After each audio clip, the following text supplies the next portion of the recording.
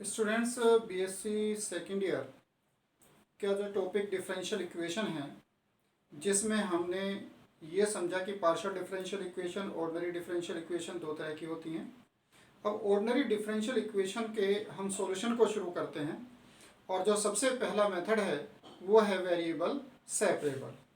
तो जो ordinary differential equation में सबसे पहले मेथड है वेरिएबल सेपरेबल, उसके बारे में हम कुछ आज डिस्कस करते हैं। वेरिएबल्स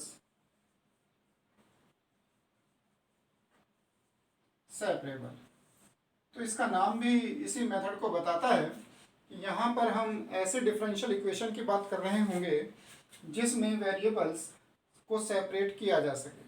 अब वेरिएबल्स को सेपरेट किस तरह से किया जा सके उसको हम देख कर की इक्वेशन को ऑब्जर्व करते हैं। जैसे एक इक्वेशन ऐसे लिखी हुई है, f1y dy equal to f2x dx, यानी वो सभी टर्म जो y में है वो एक साइड पर है और जो सभी टर्म x में है वो दूसरी साइड पर है। जैसा कि आप जानते हैं कि ऑर्डिनरी डिफरेंशियल इक्वेशन वही हैं जिनमें एक इंडिपेंडेंट वेरिएबल है। तो यहाँ पर इंडिपेंडेंट वेरिएबल आप x या y किसी को भी चूज कर सकते हैं। जनरली वैसे इसमें y को डिपेंडेंट और x को इंडिपेंडेंट ही लेकर आप सॉल्यूशन बनाते हैं। तो इस मेथड को हम ये कहेंगे dy and all terms in y on one side and dx along with all terms in x on another side।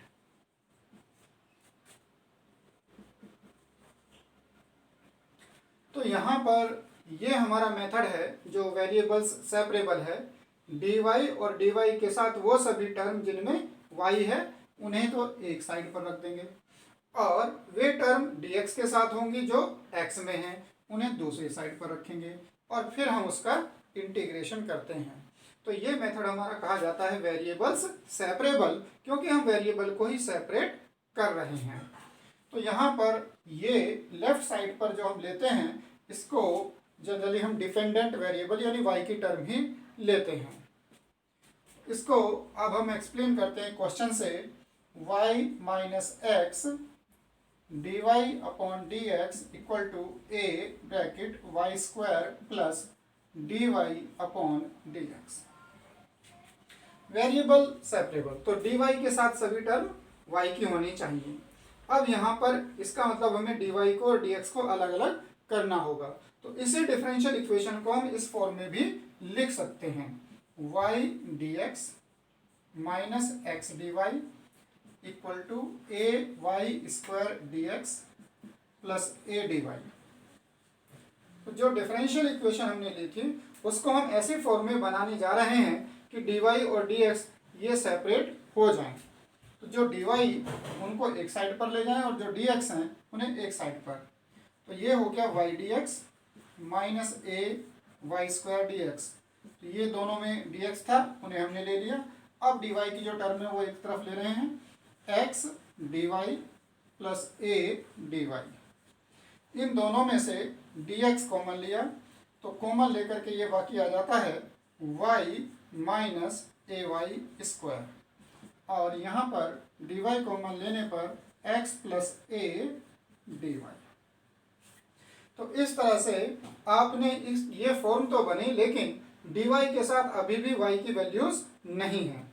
तो dy के साथ y की वैल्यूज होनी चाहिए और dx के साथ x की। तो इनको अब इंटरचेंज करते हैं, यानी इसको अपॉन में इधर ले जाते हैं और x प्लस a को इधर ले जाते हैं। तो dx upon x plus a is equal to dy upon y minus a y square.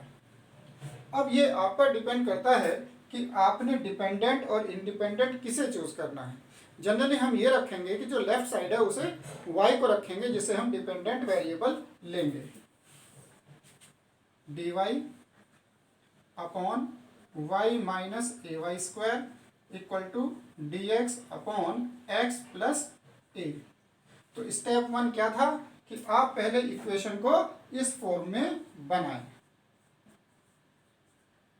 तो अब पहले स्टेप में इस तरह से फॉर्म में बनाएं कि dy के साथ y की सभी टर्म आ जाए। dy and all terms in y on one side, dy and all terms in y on one side, dx and all terms in x on another side. तो ऐसे सेपरेट करने के बाद, पहला स्टेप कंप्लीट करने के बाद, अब आप देखेंगे कि इसका इंटीग्रेशन कैसे होगा। सेकंड स्टेप में अब हमें करना है इसका integration. dy upon y 1 minus a y equal to integration dx upon x plus A.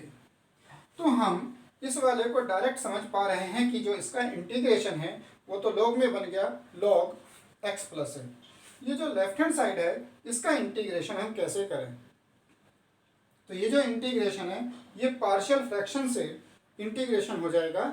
Partial fraction भी यहाँ पर हम थोड़ा डायरेक्ट यूज करेंगे। यहाँ पर दो फैक्टर डिनोमिनेटर में हैं और दोनों की पावर सेम है।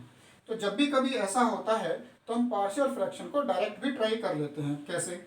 हमने एक फैक्टर को लिखा, फिर दूसरे फैक्टर को लिखा और ये देखा कि अगर मैं इसका एलसीएम लेता हूँ तो मुझे यही वैल्यू यहाँ पर मिल जाती है। तो जो डिनोमिनेटर है एलसीएम लेते ही वो मिलेगा। अब आते हैं न्यूमरेटर पर। जब न्यूमरेटर पर आएंगे तो ये तो यहाँ पर मल्टीप्लाई होगा, तो ये तो हो गया 1 माइनस ए वाई और ये y इधर आएगा। तो 1 माइनस ए वाई को अगर प्लस ए वाई कैंसिल कर दे तो यहाँ पर 1 ही मिल जाएगा। तो वो कब कैंसिल करेगा? जब हम यहाँ पर प्लस ले लें और इस पर a बना दें। तो एलसीएम लेने पर ये वाली वैल्यू तो डिनोमिनेटर में आ जाएगी, ये 1 माइनस ए वाई हो जाएगा, ये प्लस का ए वाई और 1 मिलेगा। तो ये पार्शियल डिफरेंशिएशन का मेथड है और यहाँ पर जो पार्शियल फ्रैक्शन आपको करना है वो इसी तरह से आपको ट्राई करना चाहिए। पहले छोटे क्लास वाले लेवल पे नहीं जाना चाहिए, ए अपॉन बी अपॉन सी अपॉन, वो तो तभी करना चाहिए जब यहाँ कोई कॉम्प्लिकेटेड प्रॉब्लम आए। छोटी प्रॉब्लम में डायरेक्ट इसी तरह से आपको पार्शियल फ्रैक्शन करना चाहिए। D y equal to integration d x upon x plus a. अब हमने देखा कि इन तीनों टर्म जो हमारे पास हैं इन तीनों का ही इंटीग्रेशन अब पॉसिबल है, क्योंकि अब dy की जो सभी टर्म हैं वो y के साथ हैं और जो dx के साथ हैं वो x की टर्म है। 1 अपॉन वाई, इसका इंटीग्रेशन हो गया log y। इसे अगर t लेंगे तो dt से इसको बनाएंगे तो यह आ जाएगा माइनस में log 1 minus a y equal to log x plus a. अब हम यहाँ पर एक कांस्टेंट ऑफ इंटीग्रेशन लेंगे, क्योंकि इंटीग्रेशन में हमेशा कांस्टेंट ऑफ इंटीग्रेशन आएगा। ये वही कांस्टेंट ऑफ इंटीग्रेशन है जब हमने डिफरेंशियल इक्वेशन फॉर्म की थी तो वहाँ पैरामीटर को एलिमिनेट किया था। वो जो एलिमिनेट किया था यहाँ रिवर्स प्रोसेस में वो वापस आ रहा है। तो वो जो आर्बिट्रेरी कांस्टेंट था वो यहाँ पर कांस्टेंट ऑफ इंटीग्रेशन है जो वापस आ रहा है। अब इसमें जब हम इसको लिखते हैं कांस्टेंट ऑफ इंटीग्रेशन को, तो ये ध्यान दें कि यहाँ पर जो टर्म लिखी गई हैं वो सभी लॉग में हैं। तो हम उस आर्बिट्रेरी कांस्टेंट को भी लॉग में ही लिखें, यानी जिस फैमिली के मेंबर्स आपको दिखाई दें उसी फैमिली का मेंबर इसे बनाइए, ये भी उसी फैमिली में आना चाहिए।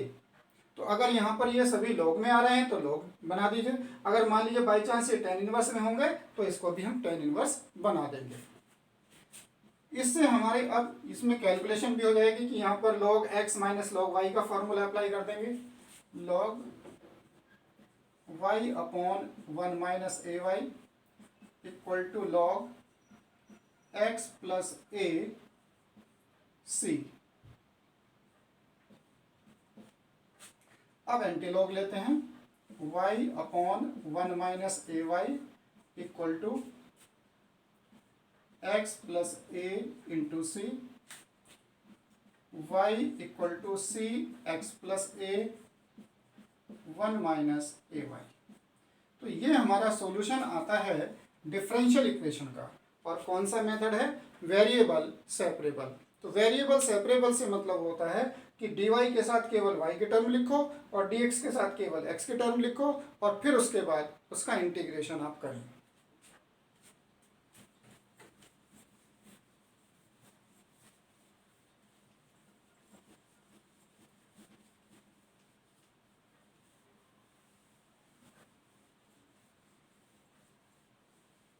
अब एक क्वेश्चन और इसमें ले रहे हैं, dy upon d x equal to 4x plus y plus 1 whole square. और फिर से हम देखते हैं कि वेरिएबल सेपरेट कैसे हो पाएगा। तो यहाँ पर जो होल स्क्वायर है, अगर आप इसे भी एक्सपेंड कर दें तब भी ऐसा पॉसिबल नहीं है कि हम x के टर्म को dx के साथ और y के टर्म को dy के साथ लिख पाएं। यानी इस केस में वेरिएबल सेपरेबल नहीं हो पा रहा है। लेकिन हम इसमें कुछ ऐसा कर सकते हैं जिससे कि वेरिएबल सेपरेबल मेथड इसमें लगाया जा सके। तो वो क्या किया जा सकता है, ये कौन सी फॉर्म है? इसे हम कहते हैं रिड्यूसिबल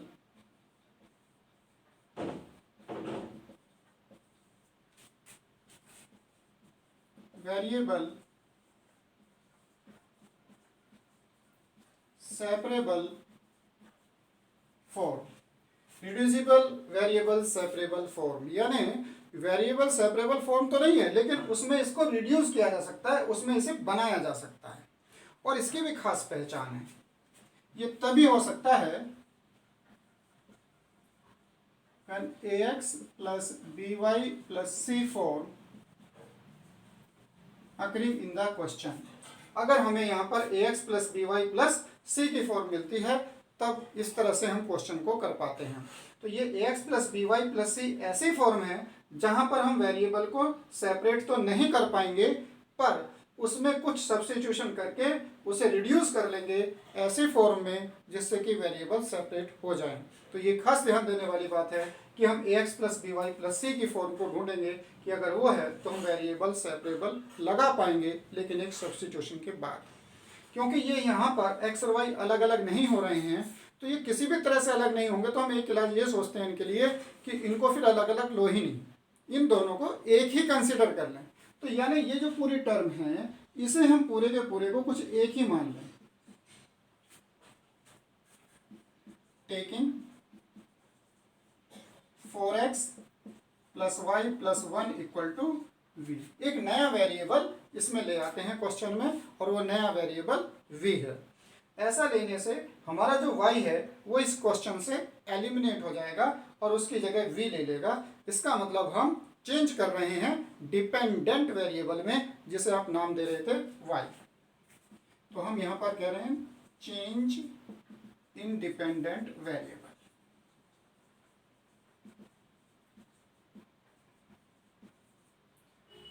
अब इसको डिफरेंशिएट करें तो ये बनेगा 4 plus d y upon d x, ये 0 हो गया, equal to d v upon d x.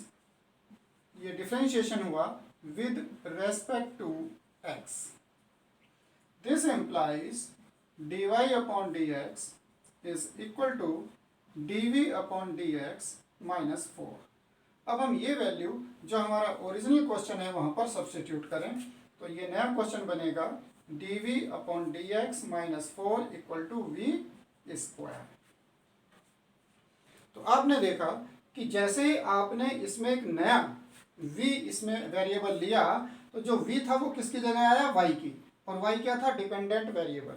तो डिपेंडेंट वेरिएबल चेंज हो गया है, इंडिपेंडेंट वेरिएबल चेंज नहीं हुआ है। dv upon dx equal to v square plus 4।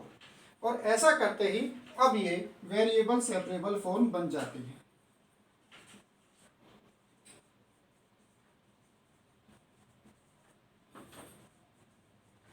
कब ये वेरिएबल सेपरेबल फॉर्म बनेगी, अगर आपके पास ax plus by plus c की फॉर्म क्वेश्चन में है, जिनमें हम x को dx के साथ और y की टर्म को dy के साथ नहीं कर पा रहे हैं, तो वहां पर v सब्स्टिट्यूट करेंगे तो हमेशा आपको एक वेरिएबल सेपरेबल फॉर्म मिलेगी।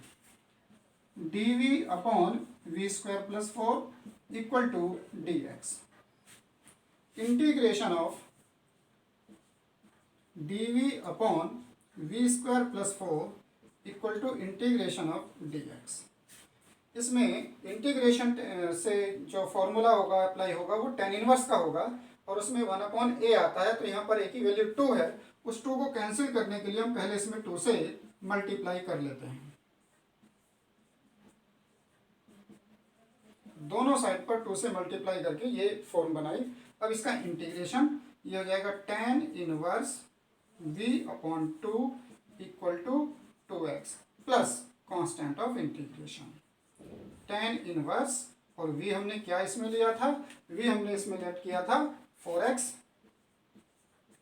Plus y plus 1/2 equal to 2x plus c।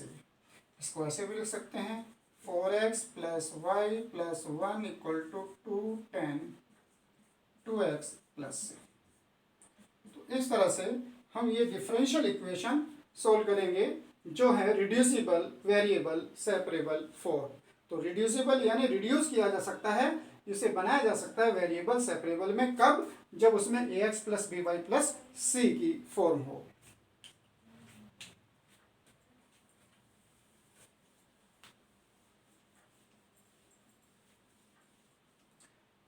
अब जैसे ये क्वेश्चन देखा जाए dy/dx equal to cos x plus y, तो यहाँ पर भी हम ऐसा नहीं कर सकते कि dx के साथ x की टर्म लें और dy के साथ y की टर्म लें।